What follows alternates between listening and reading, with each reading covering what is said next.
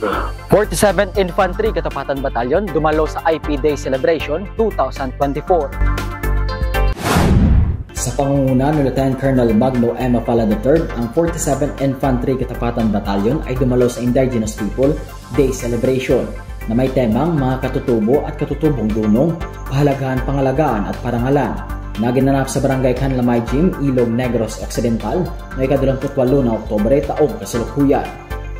Kasama dumalo dito sina Congresswoman Mercedes Alvarez Lansang, Congresswoman of 6th District, Honorable John Paul K. Alvarez, Municipal Mayor, Honorable John Paulo K. Alvarez, Vice Mayor, Barangay Chairman at si Junjun Medes, Regional IT Assistant.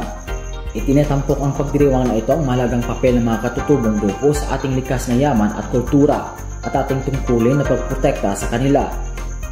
Ang kaganapan ay nagtatampok ng mga lutuing ng mga katutubong mamamayan, isang mayamang pagsasalim ng kultura, kasaysayan at tradisyon. Ang mga tradisyong kulinarya na ito na malapit na konektado sa likas na kapaligiran ay nagpapakita ng mga sangkap na hinahanap, itinatanim o hinuhuli sa lokal na lugar. Ang lutuin ng mga katutubong mamamayan ay binibigyang diin ng pagpapanatili at pagkakasisonal at ang maayos na relasyon ng komunidad sa kanilang lupain. Mula dito sa Canlamay Ilog Negros Occidental, Francis Estrella, katotohanan para sa kapayapaan.